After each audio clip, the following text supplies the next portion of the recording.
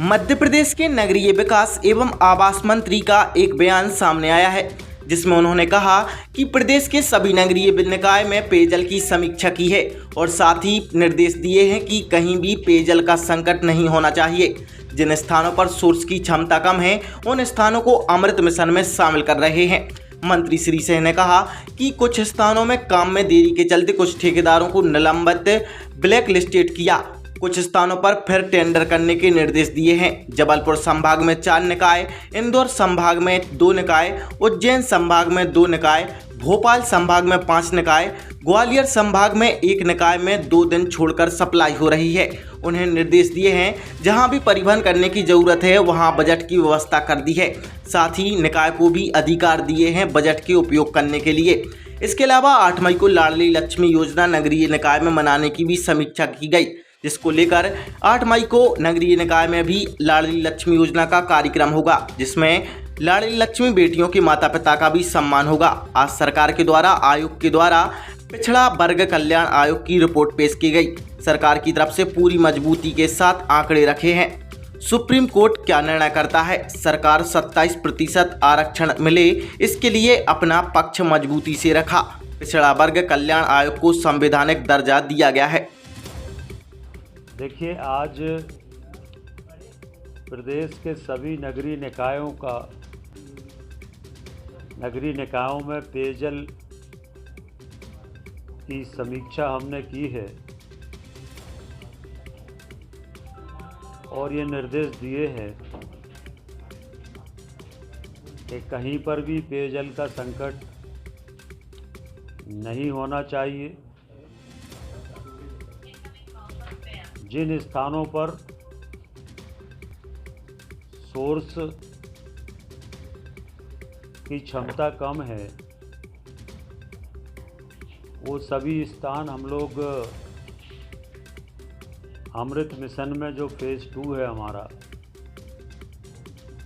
उसमें हम लोग ले रहे हैं और आने वाले सभी नगरीय निकायों में आने वाले समय में सभी नगरीय निकायों में लोगों को प्रत्येक दिन पानी मिले, ये योजना विभाग की तरफ से हम लोगों ने बनाई है। आज कुछ स्थानों पर काम में विलंब के कारण कुछ ठेकेदारों को हमने टर्मिनेट भी किया है, कुछ को ब्लैक लिस्टेड भी किया है, कुछ में रीटेंडर करने के निर्देश भी जारी किए हैं। दूसरा, 8 मई को माननीय मुख्यमंत्री जी लाडली लक्ष्मी योजना, जो हमारी सरकार की महत्वाकांक्षी योजना है, उसका फेज़ 2 प्रारंभ कर रहे हैं। 8 मई को शाम 6 बजे से 8 बजे तक कार्यक्रम होगा